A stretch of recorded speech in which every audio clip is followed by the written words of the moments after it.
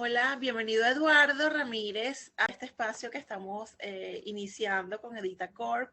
Estoy en la ciudad de Nueva York. Eduardo nos atiende desde la ciudad de Los Teques en Venezuela. Y bueno, hoy a propósito del Día Internacional del Cuatro, el instrumento por excelencia venezolano, desde el año 2012 se conmemora cada 4 de abril el Día Internacional del Cuatro en homenaje al maestro Freddy Reina, uno de los principales exponentes de este instrumento, que bueno, que nos ha legado una maravilla de la cual nos sentimos sumamente orgullosos. Ahora, siendo un país en diáspora, que estamos desperdigando la cultura venezolana y toda nuestra maravilla cultural, pues bueno, qué mejor manera de iniciar este espacio celebrándolo con la magia del cuatro. El disco que recién distribuimos desde el año 2020, en alianza con Eduardo Ramírez, quien tiene este disco. Hicimos un relanzamiento y para ello, bueno, pues queremos recibirte orgullosa, y que nos cuentes de la magia del cuatro, de esa historia detrás de lo que vamos a escuchar, que cualquiera puede escuchar en cualquier plataforma streaming, Spotify, YouTube, Pandora, Google Play, Amazon Music, y para de contar. Cuéntanos de la magia del cuatro. Bueno, muchas gracias Trina por esta oportunidad y Edita Corp. Bueno, mira, la magia del cuatro nació en Argentina en el año 2002 y fue por casualidad. Raúl Tilín Orozco, un exponente de la música mendocina, específicamente en la ciudad de Mendoza, escuchó el instrumento, le encantó el instrumento y me invitó a su estudio a grabar un disco. Y grabar ese disco, grabar esa primera experiencia fue una cosa maravillosa. Solo que posteriormente, cuando llegué aquí a Venezuela, a los días, eso es un fenómeno que ocurre cuando uno graba discos, que uno lo escucha todo perfecto y después a los días ya no empieza a gustar. Entonces, aquí en Venezuela, seguí con el proyecto, pues me fui al estudio de un gran amigo, Ricardo Landaeta, y allí grabé el disco ya con más tranquilidad, ya con un concepto un poco más de disco, porque no es igual que grabar un disco de concierto. Y bueno, ese fue el origen del disco La Magia del Cuatro, que estamos hablando del año 2001, 2002, y ahorita hubo un relanzamiento por Edita Corp de este disco. Por cierto, que quiero destacar lo importante del diseño gráfico, que es un diseño de Alejandro Calzadilla, ¿verdad? Quien es nuestro amigo y que es un papá haciendo diseños gráficos de discos y libros, y todo lo que hace es una maravilla. Este diseño específicamente es Alejandro Calzadilla. Así es, 3 de nuestros discos han sido las carátulas diseñadas por Alejandro Calzadilla. Bueno, de verdad, una gran referencia en el diseño gráfico venezolano, hablando de la música y hablando de diseño editorial. Eduardo, cuéntanos del repertorio que escogiste para La Magia del Cuatro. Primero, el título, La Magia del Cuatro, un título fascinante, muy atractivo, como que junto con el diseño gráfico, que es una forma de uno navegar en las plataformas digitales y ver toda esa cantidad de material que está disponible. Hay cosas que cautivan, y entre ellas está un buen título y una buena imagen, pero además con buena música. Cuéntanos cómo fue esa selección del repertorio, de dónde surgió el concepto, cómo te tomaste esa tarea de presentar estos 10 temas que están en La Magia del Cuatro. Bueno, realmente fue un concepto basado en la versatilidad del instrumento. Yo siempre digo que lo importante no es Eduardo Ramírez, sino el instrumento. Y mostrar esa versatilidad pasa por mostrar música, mostrar técnica, y la música que se muestra allí en ese disco pasa de lo recio, de lo muy recio, con una técnica que es parecida a la bandola llanera, que es un instrumento muy recio del llano venezolano, también con la versatilidad de temas como el Noy de la Madre, que tampoco es un tema que no es venezolano, pero que muestra una parte, una faceta del instrumento de una música muy delicada. Y eso fundamentalmente fueron las bases para el disco. Y bueno, por supuesto, arreglos míos. Entonces, eso fundamentalmente fue parte de la escogencia. Y la magia del 4, el título, por una razón que yo siempre digo, que el 4 me transformó la vida y me ha abierto todas las posibilidades del mundo y bueno, que lo empecé por haciendo un hobby y desde hace mucho tiempo para acá vivo del 4 y me ha abierto todas las puertas y todas las cosas que de mi vida hermosa ha estado alrededor del instrumento que me ha acompañado siempre, siempre. Bueno, hay dos preguntas que me parece sumamente importantes que te haga, entre ellas, ¿cuáles son tus referentes? Sí, bueno, tenemos este gran referente que nos convoca hoy, gracias a quien, eh, bueno, tenemos esta maravillosa referencia del instrumento en todo su potencial, como lo fue el maestro Freddy Reina. ¿Qué referentes te hicieron incorporar desde técnicas, desde estilos y ejecución de algunos ritmos venezolanos y a quien le debes lo que haces junto con tu propio trabajo creativo? Bueno, mi primer referente fue mi padre, que no fue un gran cuatrista, pero tiene un sonido hermosísimo. El sonido es una cuestión muy personal, como la huella digital. El sonido de mi padre era hermosísimo. Después de eso conocí en los años 80 o finales de los 70, conocí a quien hoy es mi compadre Gustavo Fiorella, que fue el primer cuatrista que yo escuché haciendo maravillas con el instrumento. Eso fue una referencia que me motivó y me impulsó a estudiar de manera particular el 4. Bueno, de manera autodidacta, él me ayudó mucho y yo, bueno, le imprimí mi parte personal. Otra cosa que me ayudó mucho es que yo era estudiante de guitarra e incorporé cosas lógicas de la guitarra al 4, técnica pues, básicamente. Y eso me ayudó muchísimo. También tuve la fortuna de conocer al maestro Freddy Reina y conociendo al maestro Freddy Reina, conocí la afinación que él usaba, que es una afinación más baja.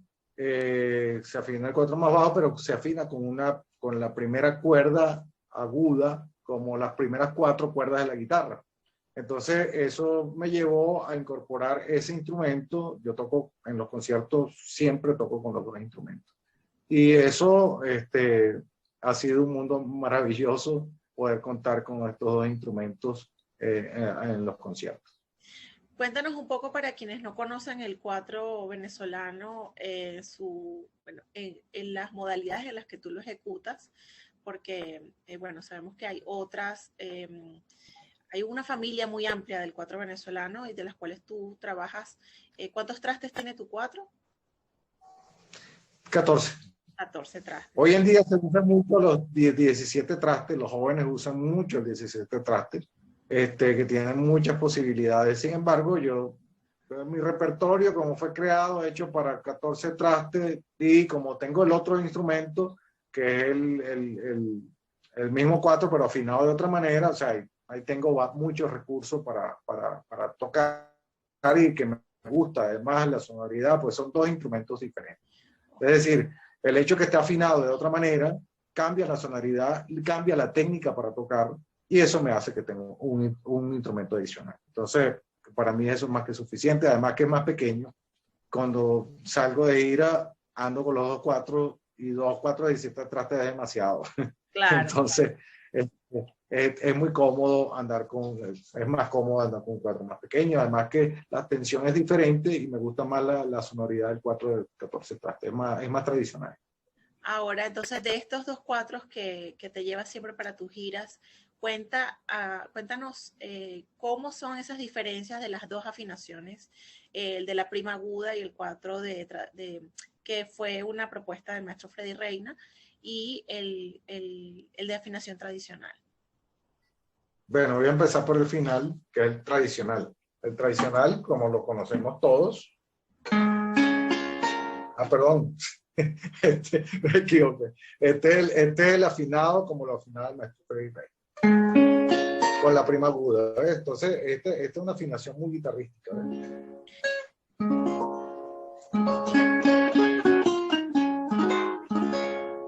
Que le llaman el cambur pintín, ¿no?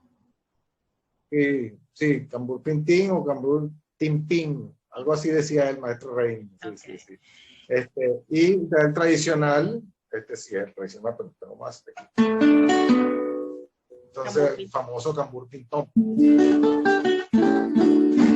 es un instrumento perfecto para el acompañamiento. Entonces, pero bueno, hubo personas maestros que se pusieron a explorarlo como instrumento solista y han hecho maravillas de este instrumento y lo bueno es que este instrumento que sirve como solista también entonces lo acompañas, ¿no? Pero la sonoridad y las posibilidades de este instrumento afinado de esta manera le da otro carácter y muestra otra cara. Entonces los conciertos de alguna manera terminan siendo un poco mostrando otras cosas que da este instrumento afinado de esta manera con otra técnica. De tu repertorio que está en la magia del 4, ¿cuáles temas podemos escuchar para afinar ese oído? Me refiero al público aficionado no familiarizado con la música venezolana. ¿Cómo podemos distinguir cuáles son los temas que tienen el cambur pintín o timpín, como dice ahí el maestro Reina? Bueno, se va a notar mucho primero porque la afinación del maestro Reina es más baja. Yo la afinado, o sea, un tono más abajo.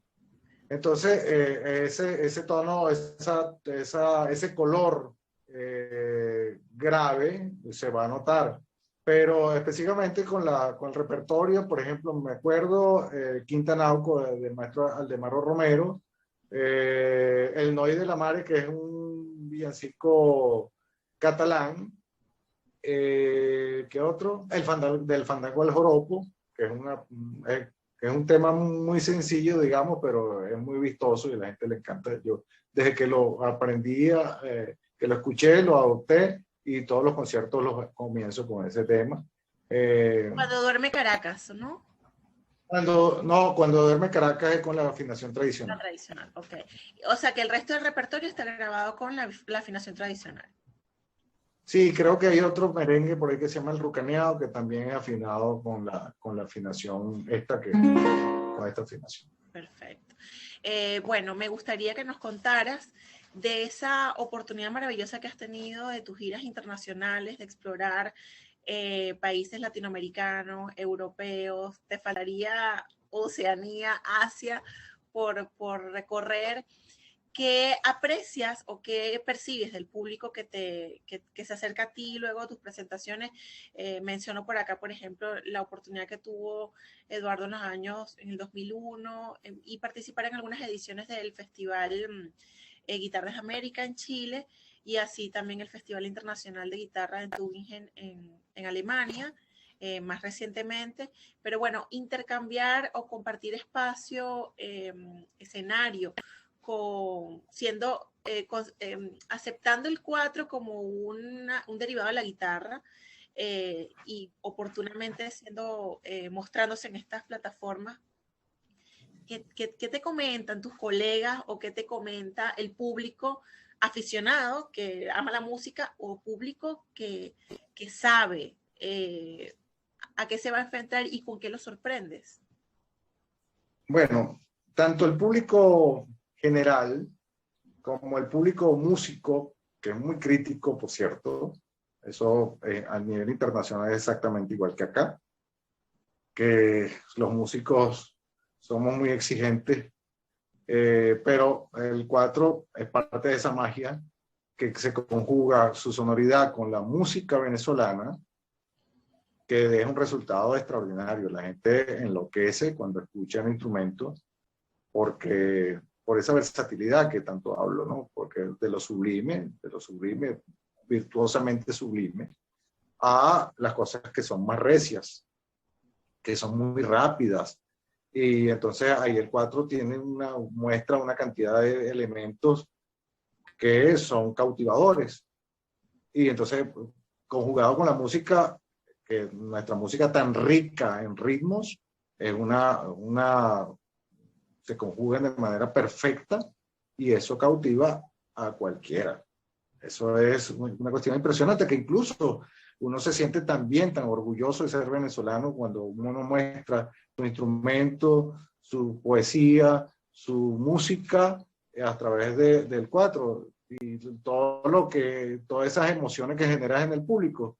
Bueno, es una cuestión extraordinaria, es mágico, es mágico. O sea, que es Por eso es el 4 y la música, esa oportunidad de divulgar, de tocar corazones, ¿no? En nuevas audiencias, ¿no? Un caso como Finlandia, por ejemplo, menciona aquí también que Eduardo ha tenido la oportunidad de visitar con frecuencia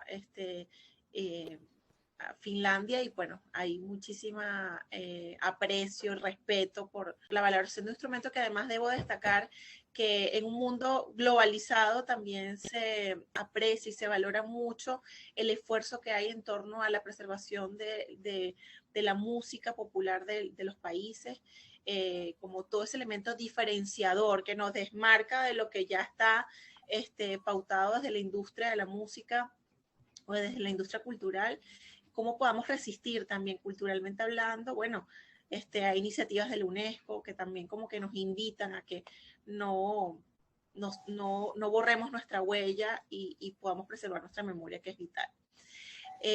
Bueno, me gustaría saber también y que compartas con la audiencia qué aporte te ha dado a ti el explorar otros instrumentos de plectro como la mandolina y la guitarra, que realmente fue tu formación académica, empezó por allí, el 4 ha sido una formación autodidacta.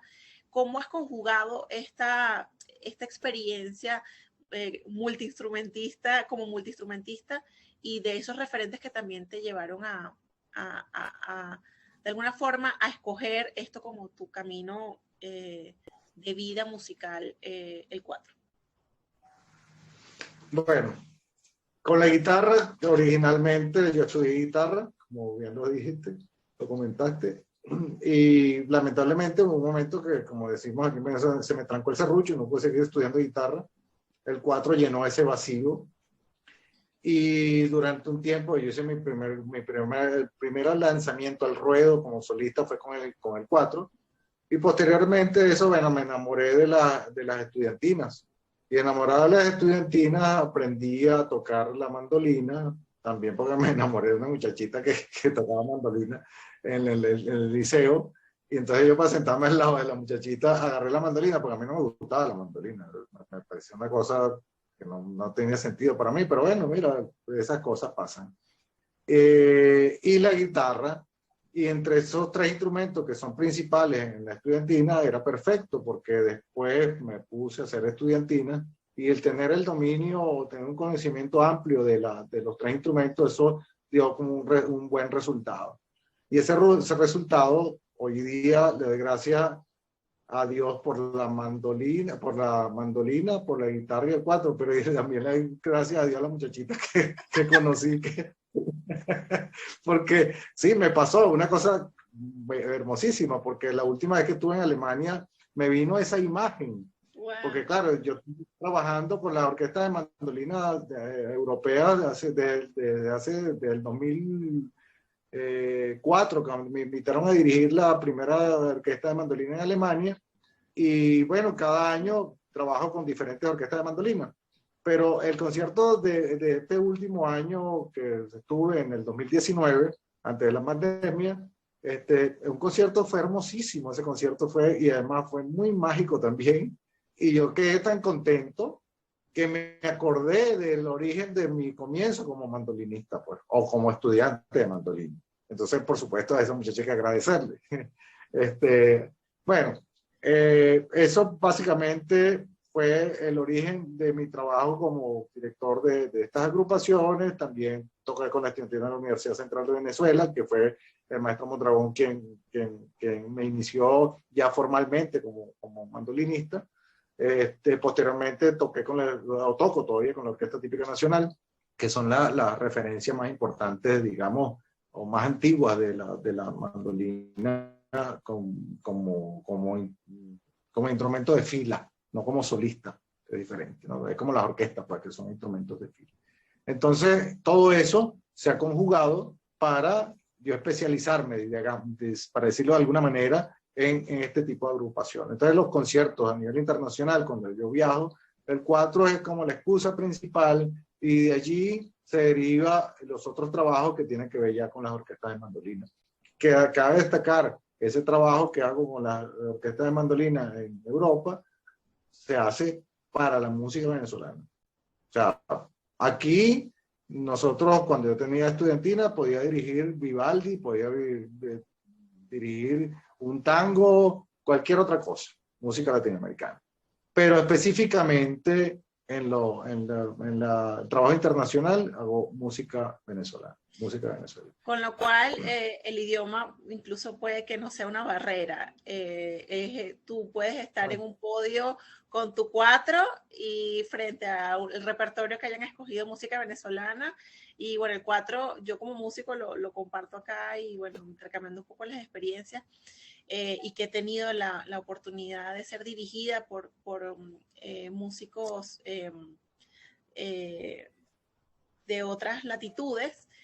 La música es el lenguaje. Entonces es una maravilla porque hacer entrar en el ritmo a personas que no tienen familiaridad con la música venezolana, cosa bastante compleja aún para nosotros como venezolanos, lo tenemos en la sangre, pero estar frente a una partitura hay cosas que hay que simplemente sentirlas. Y el 4, tú como en lugar de una batuta puedes tener tu 4 y transmitir esa esencia rítmica que es una de las complejidades que tiene nuestra música venezolana. Eso es correcto. Así es. Eduardo, para cerrar, te voy a poner una difícil tarea y que me digas un tema de los que puede para ti significar ahorita, a la luz de tantos años que ha transcurrido desde que te motivaron a entrar en estudio en Argentina para grabar La Magia del 4. Con el paso de los años, ahora que ya tenemos la fortuna de tener tu disco en plataformas digitales, como lo he mencionado, está en todas las plataformas digitales como La Magia del 4 de Eduardo Ramírez, un tema que creas que para ti ha cobrado mayor relevancia, y sé que es difícil, pero bueno, escoge uno y sacrifica a otros. Pero tú dices, ¿para qué? Para que la gente lo escuche en el disco. Sí, ¿no? Y que lo menciones como un tema emblemático para ti, que tiene, con el cual tienes como de pronto un vínculo especial, que con el paso del tiempo nunca te vas a cansar de volver a ese tema una y otra vez. ¿Cuál sería ese tema? Definitivamente del Fandango Loco. Que no es un arreglo mío, es una idea que desarrolló el maestro Tomás Montilla, maestro y amigo Tomás Montilla. Después se lo escuché a Gustavo Colina, un excelentísimo cuatrista también, y yo lo adopté para mí, y es tan emblemático, y la respuesta es categórica por eso, porque yo lo adopté y todos los conciertos, absolutamente todos los conciertos, yo comienzo tocando del Fandango al Loco. Excelente. Gracias por acompañarnos. La invitación es a que, bueno, nos sigan en todas nuestras redes sociales. Están presentes en LinkedIn, en Instagram, en Facebook. Nos pueden también contactar para cualquier interés que tengan sobre el trabajo que realizamos en Edita Corp. En este caso, bueno, promocionando el trabajo de nuestros artistas que están en nuestro catálogo. Ahora hablando de la distribución discográfica con La Magia del 4. De Eduardo tenemos otro material que hablaremos próximamente de ese trabajo que ha venido haciendo con las orquestas de mandolina, y también lo pueden disfrutar en plataformas digitales. Y bueno, darte las gracias por estar aquí y bueno, comparte, invita a la audiencia a que sigan más de tu trabajo y por dónde te podemos conseguir. Bueno, por Instagram, eduardo.4, por Facebook también es la misma dirección, solo que es Facebook. Y Eduardo Ramírez Castro en YouTube. No tengo mucho material en las redes realmente, pero bueno, ahí estoy. Y quien quiera contactarme para cualquier concierto a nivel de internacional o nacional, ahí estoy, ahí estoy. Gracias. Adiós. Gracias. Gracias. Chao. Gracias. Mucho éxito.